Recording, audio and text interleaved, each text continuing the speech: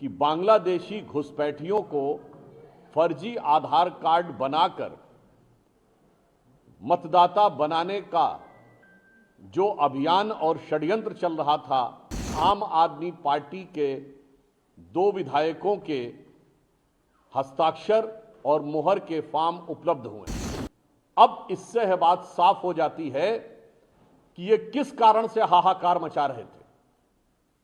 अब इनके दिल में कौन सा चोर बैठा हुआ था वो साफ हो गया है। कुछ दिन पहले इंडी गठबंधन के नेता जो ये बोलते थे कि इस देश में बांग्लादेश जैसे हालात बनाएंगे, तो क्या वो इन घुसपैठियों से मुलाकात के बाद बोल रहे थे? मैं स्वघोषित कट्टर ईमानदार केजरीवाल जी से ये पूछना चाहूंगा, इन घुसपैठियों के साथ आपकी इस मोहब्बत का राज क्या है? यूपी बिहार वालों पे सितम और घुसपैठियों पे करम, एक कट्टर ईमानदार ये जुर्म न कर। दिल्ली में दारू, हवाला, स्वास्थ्य का घोटाला, माफियाओं से बातचीत के बाद अब आम आदमी पार्टी की एक नई और खतरनाक फितरत उभर कर सामने आ रही है, जब फर्जी वोटों की जांच के संदर्भ में यह तथ्य प्रकाश में आया है कि बांग्लादेशी घुसपैठियों को फर्जी आधार कार्ड बनाकर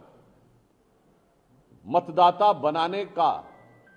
जो अभियान और षड्यंत्र चल रहा था, उसमें आम आदमी पार्टी के 2 विधायकों के हस्ताक्षर और मुहर के फॉर्म उपलब्ध हुए हैं, जिसमें आम आदमी पार्टी के एक विधायक मोहिंदर गोयल जी और दूसरे विधायक जय भगवान जी के फॉर्म और हस्ताक्षर प्राप्त हुए हैं। अब इससे यह बात साफ हो जाती है कि ये किस कारण से हाहाकार मचा रहे थे।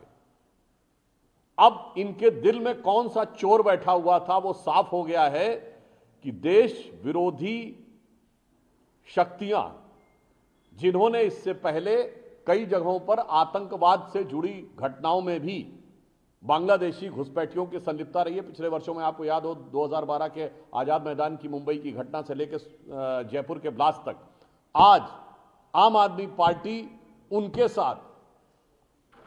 जो कुछ करती हुई दिखाई पड़ रही है, उससे इनका चरित्र साफ हो गया है। अब इससे यह भी पता लगता है कि कुछ दिन पहले इंडी गठबंधन के नेता जो ये बोलते थे कि इस देश में बांग्लादेश जैसे हालात बनाएंगे, तो क्या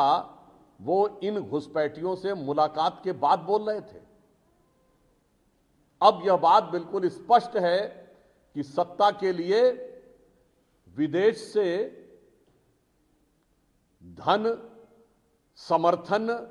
और संसाधन की बातें तो सुनते थे, पर अब तो लग रहा है कि मतदाता भी छल और षड्यंत्र के द्वारा एक मैकेनिज्म बनाकर करने का प्रयास हो रहा है। इसलिए मैं स्वघोषित